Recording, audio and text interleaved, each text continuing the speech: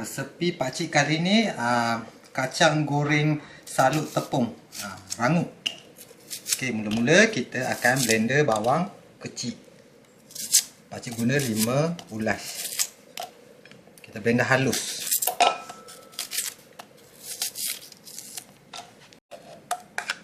Okey, ni bawang yang pakcik dah kisar tadi tu. Telur kita pakai 2 biji. Kita kacau yang ni dulu. Okay, pakcik pakai cube ikan bilis separuh. Pakai perasa lain pun boleh lah, ikut masing-masing kan.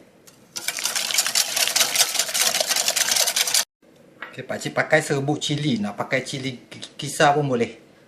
Serbuk cili lah, senang. 2 sudu. Tepung rangup ni pakcik pakai tepung bestari setengah cawan. Ni tepung gandum 1/4 cawan. Okay, pakcik guna 2 tangkai daun kari. Koyak-koyak sikit lah. Koyak dengan tangan je. Cincang pun boleh ni. Cukup lah tu. Okay, kita kacau sebati.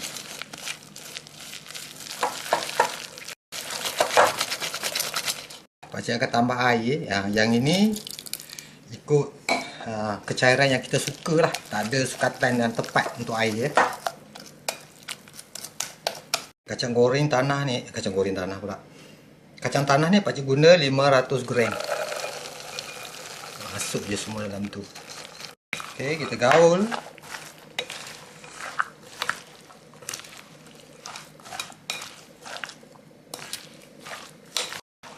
Tanpa pewarna ya, kita guna serbuk cili, nampak dia dah merah dah. Kita tak payah letak color-color pun.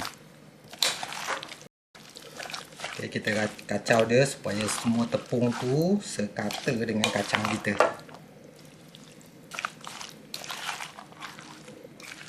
Tak payah nak perap, kita dah boleh goreng terus.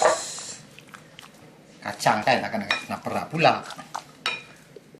Okey, disebabkan pakcik memang menggunakan tepung bestari ekstra pedas tu, dia dah ada garam lah. Lepas tu pula pakcik guna cube ikan bilis.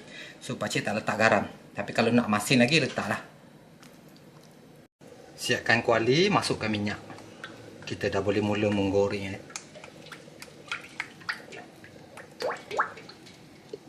Okey, kita dah boleh mula menggoreng. Api jangan kuat sangat. Sebab nanti kacang kita tu tak masak, tepung dah garing. Jadi api sederhana je. Kalau kecil pun tak apa.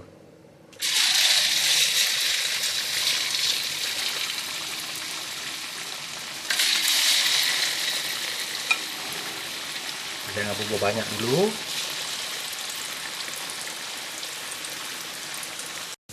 Kita kacau-kacau dia lah, balik-balikkan dia. Gelai-gelaikan dia sikit. Api perlahan pakcik pakai.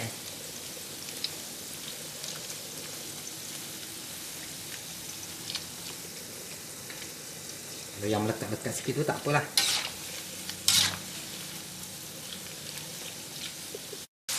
Dan sekarang kacang ni dah timbul, maknanya dia dah masak.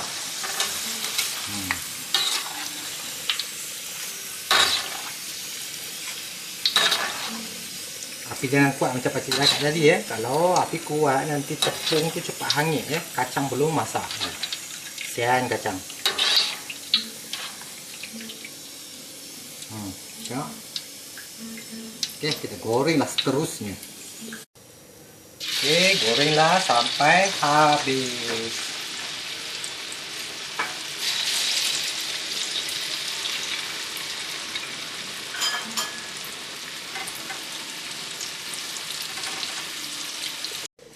Okey, ini yang dah siap tadi tu.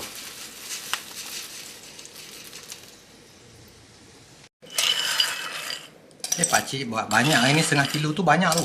Jadi pakcik simpan dalam botol. Sekianlah resepi yang cukup simple daripada pakcik hari ni. InsyaAllah kita akan berjumpa lagi dengan pakcik di video-video seterusnya. Assalamualaikum.